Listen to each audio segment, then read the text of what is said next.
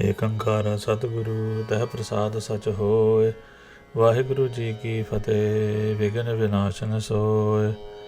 Welcome to another episode of Sooraj Granth in English. In this episode, we will be doing Raas 1.2, the history of writing the Sooraj Granth. Shri Guru Nanak Dev Ji met a very intelligent child. The child received Brahm Gyaan by the blessing of Guruji immediately. Listening to the intelligent child's words, Guru Nanak Dev Ji said, "Child, you are a young child, but you speak like a mature, elderly person, a Buddha."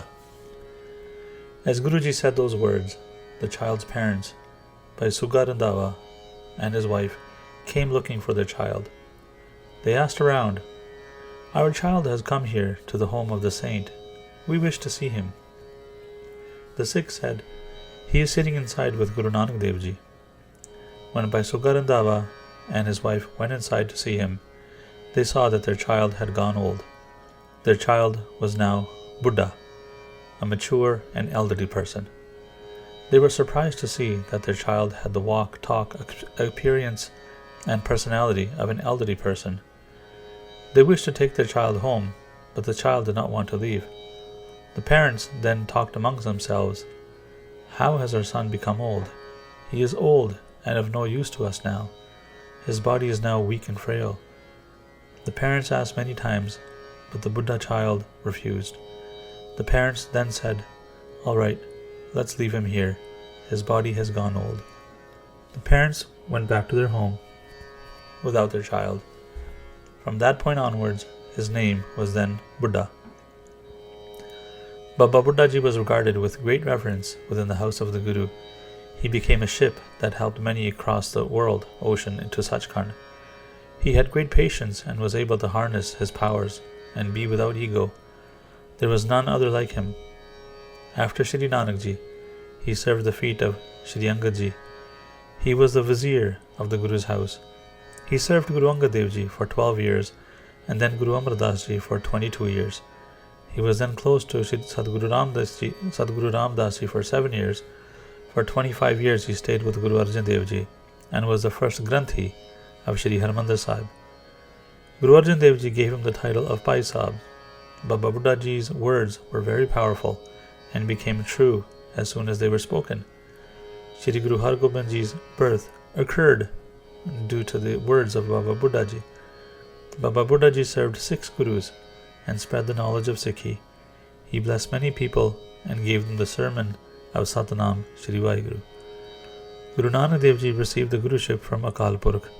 After Guru Nanak Dev Ji, the ceremony of transferring the Guruship was performed by Baba Buddha Ji. Baba Buddha Ji would place the tilak mark upon the forehead of the next Guru. He anointed the tilak to Guru Angad Dev Ji, Guru Ramdas Ji, Guru Amar Das Ji, Guru Ramdas Ji, Guru Arjan Dev Ji, and Guru Har Gobind Sahib Ji. After Baba Buddha Ji, the ceremony was carried on by his son, Bhai Bana Ji. Bhai Bana Ji anointed the tilak to Guru Har Rai Sahib Ji. The lineage of Baba Buddha Ji stayed with the Gurta Gaddi. All of the children in the lineage were Brahmgyanis and had the knowledge of past, present, and future. These saints were well known in the world. Satguruji's message is a great ocean, and Baba Buddha Ji's family is like the jewels from this ocean. The words of the family of Baba Buddha Ji are like the philosopher's stone that would turn people's mind into gold. Illiterates became knowledgeable by Buddha Ji. The Gurus all respected Baba Buddha Ji, and therefore there is none other like Baba Buddha Ji. Baba Buddha Ji is the fish of knowledge that was in bliss in the ocean of the Guru's Bani. He served the Guru day and night, as did his future generations. They had no other wish in life but to serve the Guru. Baba Buddha Ji would cut the grass for the Guru's horses and did not feel embarrassed in doing so. He worked on the farms and was happy wherever Guruji kept him. This was Baba Buddha Sahib Ji, whose glory cannot be described. Whatever blessing or curse came from his mouth, they were unchangeable. The Gurus listened to Baba Buddha Ji as well. The history of Baba Buddha Ji's family will come ahead. Baba Buddha Ji was very powerful and had the ability to do whatever he wished.